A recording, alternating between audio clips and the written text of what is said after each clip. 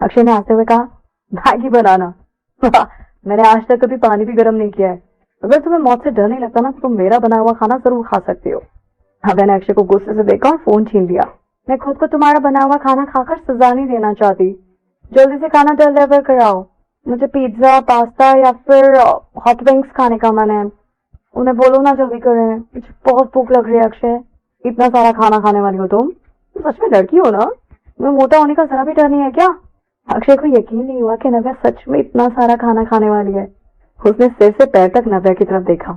वैसे नव्या बिल्कुल मोटी नहीं थी। ये पतली सी कमर, दुबला सा शरीर, जो हर लड़की का सपना होता है। और हाँ, हर लड़के का ध्यान अपनी तरफ खींचता है ऐसा शरीर। नव्या ने घमंड से अपना चेहरा ऊपर करते हुए कहा कि तुम्हें क्यों इतनी चिंता हो रही है? मैं मोटी नहीं होने वाली। मैं जो चाहूँ वो खा सकती हूँ और बिना मोटे हुए। इनफैक्ट मुझे मोटापा नहीं आने वाला। अक्षय ने नव्या की तरफ देखा और कहा कि ठीक है, मैं तुम्हारे लिए बहुत सारा खाना ऑर्डर कर देता हूँ, देखते तो मोटी होती हो या नहीं। अचानक से अक्षय का लक्ष्य बन गया था नव्या को खिला खिलाकर मोटा करना। नव्या ने अपना हाथ हिलाते हुए कहा कि तुम बस खाना ऑर्डर करो और हाँ, कुछ मीठा ऑर्डर करना मत भूलना। डेजर्ट में चोकोलावा, केक और माउस चलेगा, पर सबसे जरूरी है कि वो। अक्षय ने नव्या को बीच में रोकते हुए कहा, स्ट्रॉबेरी फ्लेवर होना चाहिए, राइट? तुम्हें इतना पसंद है स्ट्रॉबेरी? नव्या ने उसे चिढ़ाते हुए कहा, बस मुझे पसंद है। अगर तुम्हें समझ नहीं आ रहा तो तुम्हें बताने का कोई फायदा नहीं है, ओके? और मुझे जानना भी नहीं है कि तुम्हें क्या चाहिए क्या नहीं, ओके? अक्षय ने नव्या की बातों पर ध्यान दिए बगैर कहा और खाना ऑर्डर करने के लिए फोन उठाया और ऑर्डर करने लगा। नव्या ने बहुत ज्यादा पानी पी लिया था, इसलिए अब उसे वॉशरूम जाना था। वो वॉशरूम गई पर वो अपना फोन रखना भूल गई। वो भी अंदर ही थी कि तभी अचानक उसका फोन बजने लगा। उसे शर्म आने लगी कि वो अभी टॉयलेट में है और अभी उसका फोन बजना था। फोन में कॉलर आईडी देखकर पता चला कि फॉरेन से नंबर है। नव्या को लगा कि शायद ये कोई रॉन्ग नंबर है, इसलिए बिना ज्यादा सोचे समझे उसने तुरंत फोन उठा लिया। हेलो नव्या, मैं अर्जुन बोल रहा हूँ। नव्या फोन पर आवाज सुनकर चौंक गई। उसकी आवाज नहीं निकल रही थी। उसने हकलाते हुए कहा कि वो तुमने कॉल किया? क्या कर रही हो तुम? अर्जुन ने पूछा। मैं नव्या शर्म के मारे कुछ बोल नहीं पा रही थी। अब आखिर वो कहती भी तो क्या कहती कि वो वॉशरूम में है। अब कुछ नहीं, क्या हुआ? नव्या ने धीरे से अर्जुन से पूछा। अर्जुन थोड़ा रुका और फिर कहा कि वो मैंने तुम्हें थोड़ी देर पहले कॉल किया था पर तुमने मेरा फोन डिस्कनेक्ट कर दिया। मैंने फिर से कॉल किया पर तुम्हारा कॉल नहीं लग रहा। शायद मेरा नंबर ब्लॉक कर दिया है।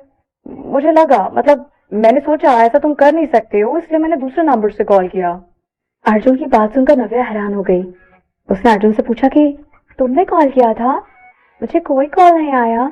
कब हुआ? मतलब कब कॉल किया तुमने? ये कोई 10 मिनट पहले। 10 मिनट पहले तो मैं सो रही थी। जब नव्या सो रही थी तो उसके पास सिर्फ एक ही इंसान था, वो था अक्षय। नव्या अच्छे से समझ गई कि ये काम अक्षय ही कर सकता है। अक्षय ने अर्जुन का फोन डिस्कनेक्ट किया होगा, फिर उसे ब्लॉक कर दिया होगा। ओह, नव्या को अब समझ आ गया कि कुछ देर पहले जब नव्या सोकर उठी थी तब अक्षय इतना अजीब से बिहेव क्यों कर रहा था। और वो उसका फोन लेकर स्टडी रूम में भी इसलिए गया था ताकि वो अर्जुन की कॉल्स डिलीट कर सके और नव्या को पता ना चले। अक्षय ऐसा कैसे कर सकता है?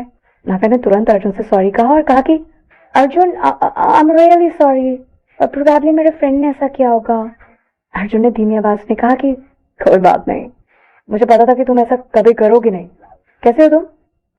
मैंने सुना कि तुम्हें कुछ लड़कियों ने परेशान किया था और मारा भी। तुम्हें ज्यादा चोट तो नहीं आई है ना? अर्जुन ने फोन बस नव्या की तबीयत जानने के लिए किया था। उसे नव्या की चिंता हो रही थी। अर्जुन नव्या को अपना दोस्त मानने लगा था और ये जानकर नव्या का चेहरा खुशी से चहक उठा। मैं ठीक हूँ, ज्यादा सीरियस नहीं है कुछ भी। मैं तुमसे मिलने आने के लिए बास्केटबॉल कोर्ट ही ढूंढ रही थी पर कुछ लड़कियों ने मुझे घेर लिया। और अर्जुन नव्या की बातें सुनकर दुखी हो गया और बोला कि मैंने सुना उन सब बारे में। सॉरी, अगर तुम्हें मैंने बास्केटबॉल कोर्ट आने के लिए नहीं बोला होता तो शायद तुम्हारे साथ ये सब नहीं होता। नहीं नहीं, इसमें तुम्हारी कोई गलती नहीं है। मैं इसके लिए तुम्हें ब्लेम नहीं कर सकती।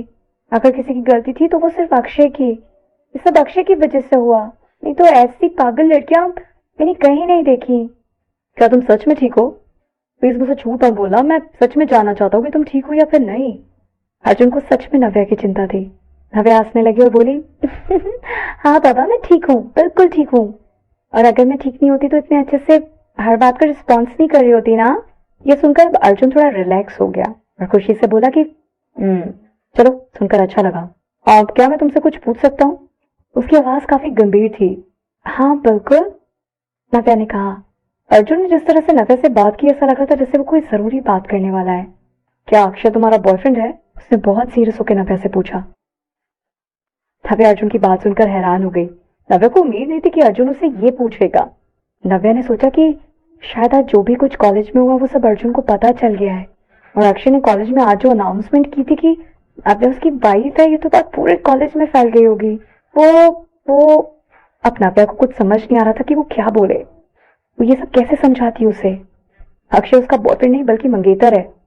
अगर तुम बताना नहीं चाहती तो कोई बात नहीं, मत बताओ, अर्जुन ने आराम से कहा। ऐसा नहीं है कि मैं बताना नहीं चाहती, बस मुझे ये नहीं पता कि मैं अक्षय के साथ अपना रिलेशन कैसे समझाऊं। It's complicated.